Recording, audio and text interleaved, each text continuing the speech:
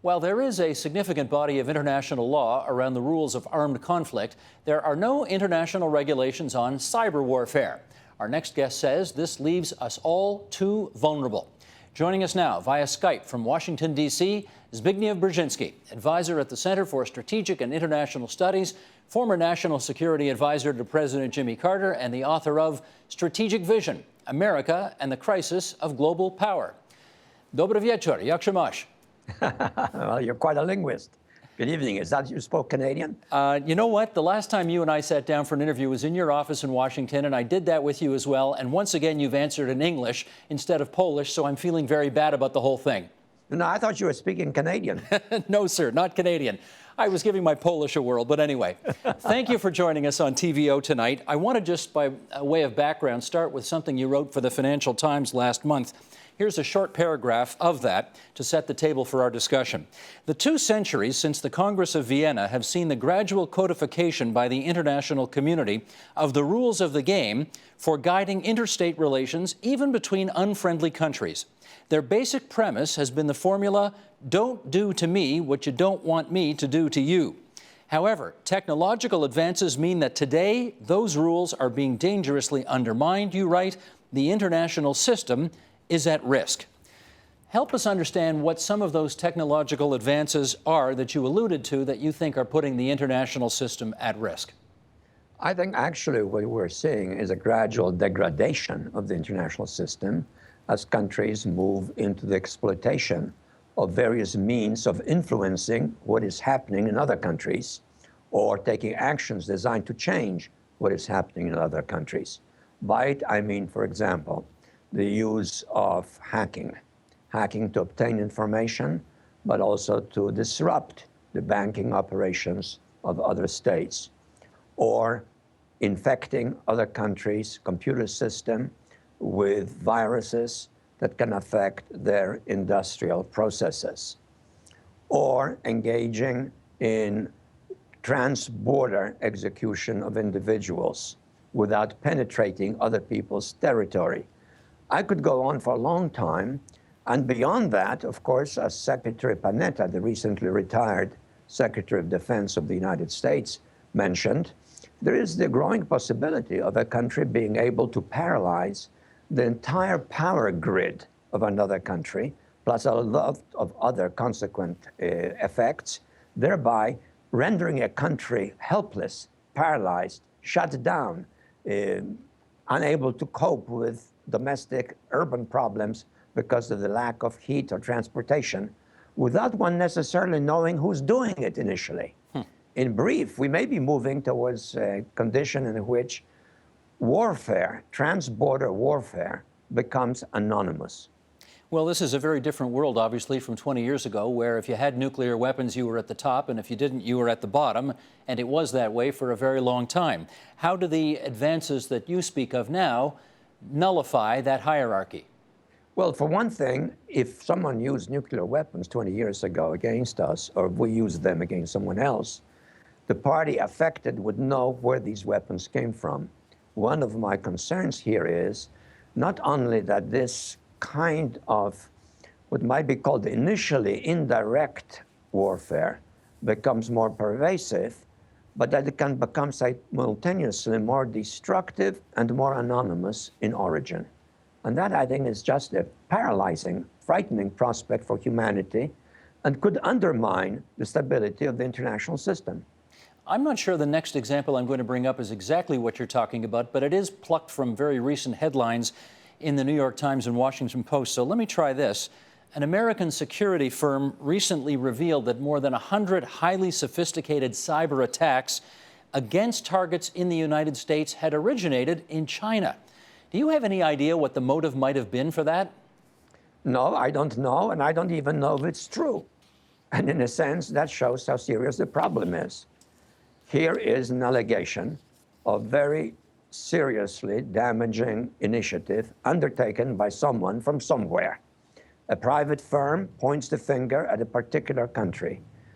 As far as I know, there has been no official confirmation that this is accurate or refutation of it, that it is inaccurate.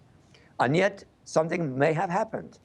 This is exactly the kind of a problem that I see happening increasingly, and thereby degrading the quality of the international system, the sense of security, and maybe also the sense of mutual vulnerability. Because mutual vulnerability is a restraint on unilateral conduct. If you do something to someone who knows that you did it, the chances are high that they will retaliate against you. But if you don't know who did it, you can't respond, and yet you're badly hurt. Now, I find your answer interesting because certainly nowhere in the New York Times story I read did they doubt the veracity of the report. But based on your experience, are you saying it's possible that this didn't happen at all? It's possible. I don't know whether it's probable, but it's certainly possible. My point is we just don't know enough about it.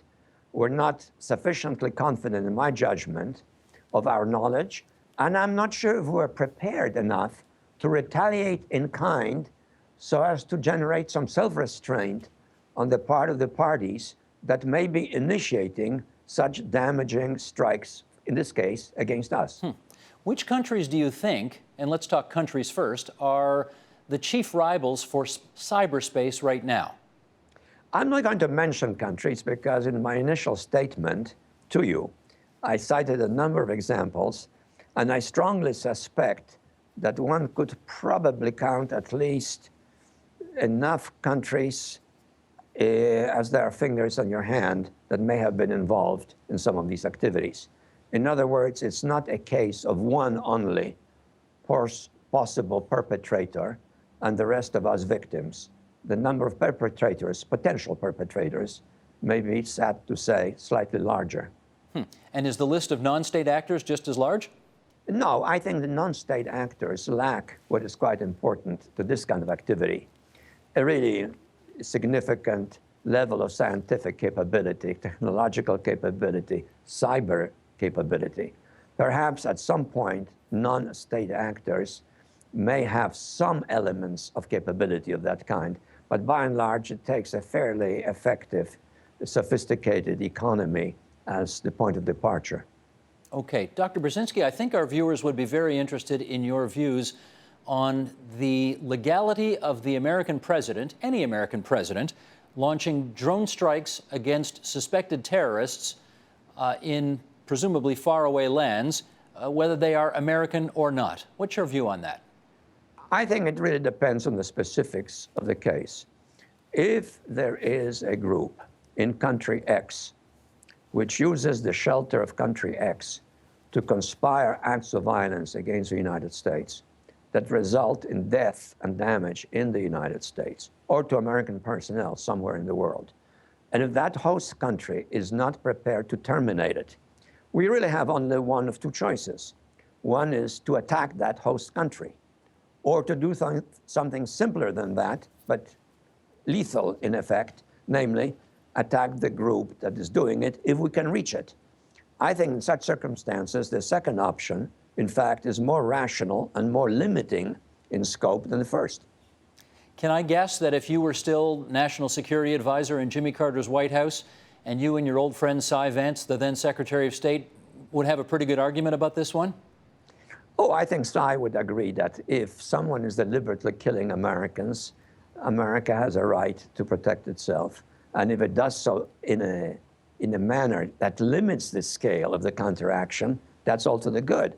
So to repeat what I said, if the choice is attacking a whole country in order to ferret out terrorists operating in it against us, or attacking the terrorists themselves, obviously it makes more sense to attack the terrorists. Okay, let's come full circle here, and I want to get a better understanding of how you would suggest we go about creating a kind of Geneva Convention for cyberspace. What do you suggest? Look, this is really at the beginning of the debate, and I don't have a blueprint. I do have a sense that we're drifting in a dangerous direction. I think there are enough countries in the world that are interested in stability, and also have potentially the capability to retaliate in kind, that it is in our collective interest to see if we can reach some understandings. If we don't, we'll operate increasingly on the basis of the law of the jungle.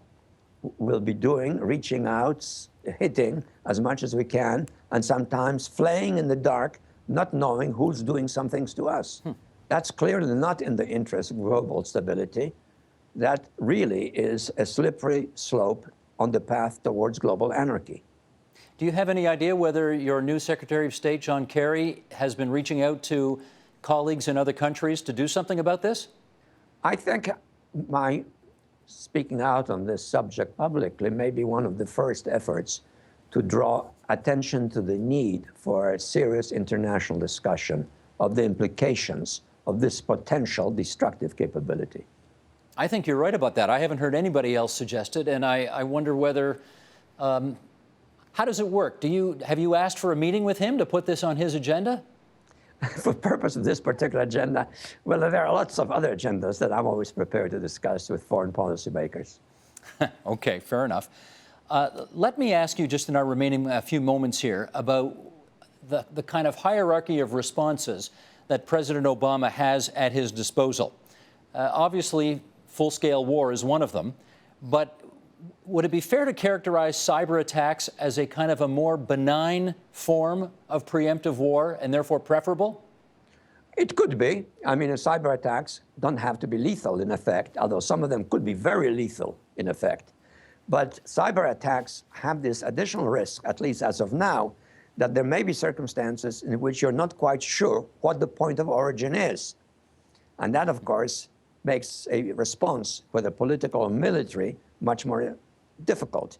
I think for the sake of stability, it's also very important to find ways of very promptly identifying the source of the attack, which then gives you the choice of either retaliating in kind or sending some sort of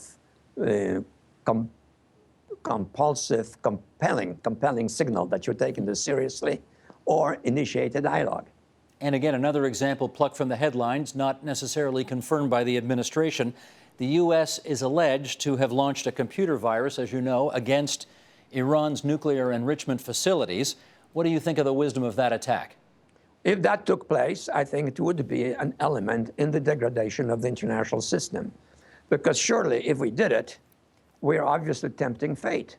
At some point, the people to whom we did it may have the capability to do it to us. If not to the entire system, so to speak, nationwide system, then selectively, let's say to airports or flight controllers or something to that effect. I don't think we want to live in that kind of a world, and we should therefore not be contributing to it. So the potential consequences of not getting the kind of Geneva Convention for cyberspace that you've talked about are really quite potentially frightening, are they not? Yes, but a preliminary to that is something else. Because if there's going to be a convention, it depends on goodwill and a shared sense of common interest in having such an arrangement. And for a common interest to exist, a situation has to be created that someone does not have a unilateral advantage in that respect. In other words, we have to improve our ability to determine almost instantly who is the source of such an attack, where does it come from, and we have to have the capability, if needed, to respond in kind or in some other effective fashion so as to cause them to deter, to stop. Understood. Dr. Brzezinski, as always, it's a great pleasure spending time with you. And let me close off in my best Canadian, dziękuję bardzo. Proszę bardzo, that was also Canadian. Very good. Support Ontario's public television. Donate at tvo.org.